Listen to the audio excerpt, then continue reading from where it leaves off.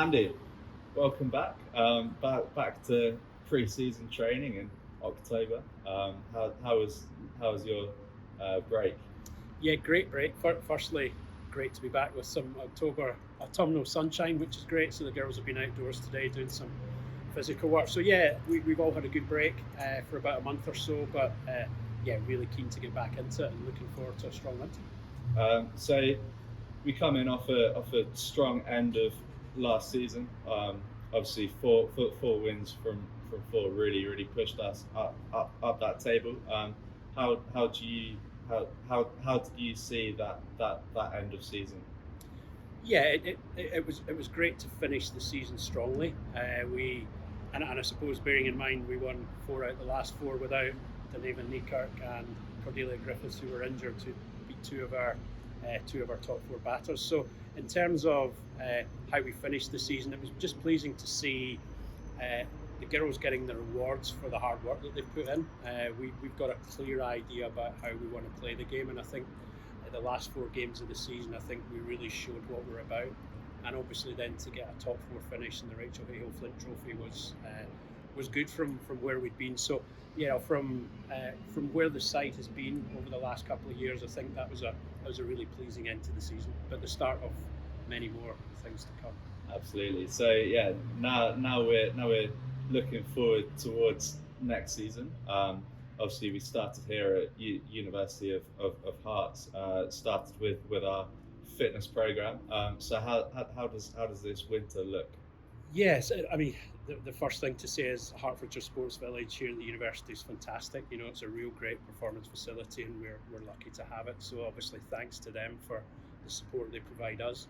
But yes, we're into a physical block now through November, so really focusing on making those physical gains, both in the gym and out on the pitch, and with our hard yards and running. So the girls are really putting those big rocks in early just to make sure that we set a really strong foundation for the winter physically. We've got a little bit of skill development through November as well, just players getting back in touch with their individualised development plans, etc. And then pre-Christmas, we're back into Finchley in December, which is good. Again, a sort of skill development phase. Nice break for Christmas, hopefully. Let people recharge their batteries. And then we come back in January and really looking to kick on from there, doing much more constraints-led, game representative training, and really starting to focus on how we can be better and more competitive in game-specific situations.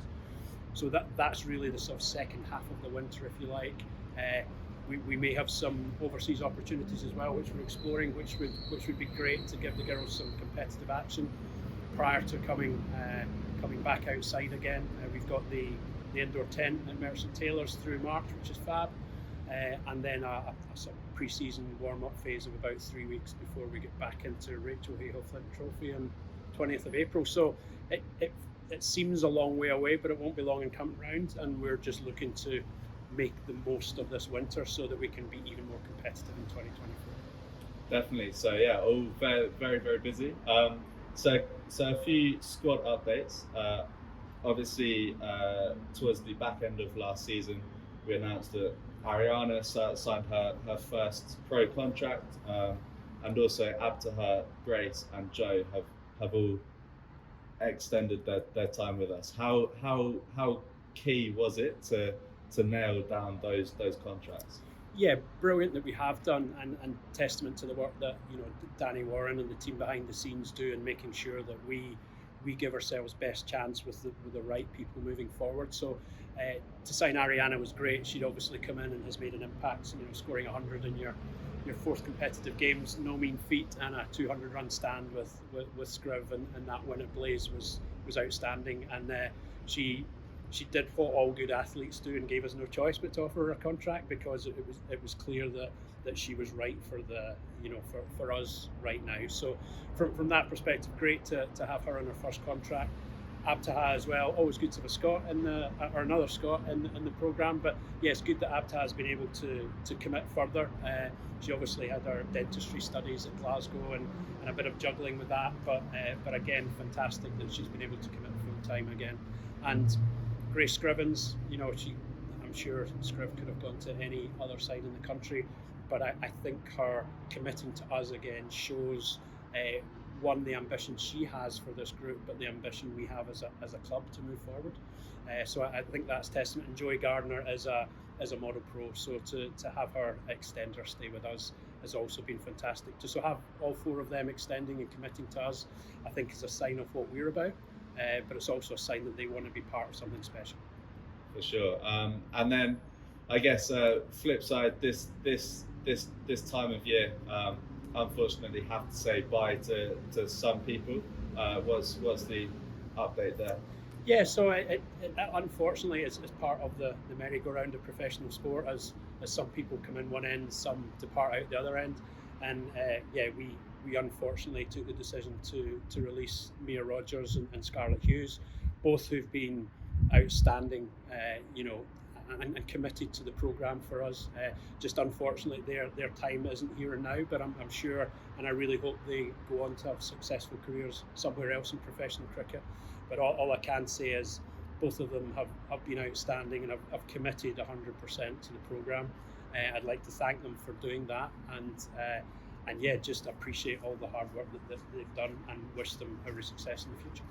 Absolutely. And then also lower down, we've just announced our EPP squad. We announced the academy squad. How good is it to see those programs really thriving? Yeah, look, it's brilliant. We're nothing without what feeds us. So from our county partners, of which we have many, through into the EPP, which is a tough task to select for the EPP when you're selecting from 8-9 counties. So first of all, Grace and James in the EPP program leading that have done an outstanding job pulling that group together. So we have a big group of players who we hope to develop on the first rung of understanding what performance cricket's about. So they do a fantastic job of doing that and really understand what the role is. And also the academy, which has been very successful for us. Not only do they win games consistently, but they're producing players for the first team. So to see so many girls coming through, and us last year at times playing 5 teenagers, 4 of whom are our academy graduates from Sunrisers, speaks testament to the work that's been done there. But Luke Pomfret, Robbie Gunn and the team in there, and Mark Broom, our assistant coach, also dips into that. So the work that people are doing behind the scenes makes us better at the pointy end of the ship, at the real high performance end of that. So the work that they've done and been able to announce those squads is fantastic, and we look forward to them having a strong winter and producing many more players for Sunrisers. Absolutely. Well, Andy, thank you for coming and speaking to us. Good luck with this next block, and then we'll see you soon. Thanks, Peter. Cheers.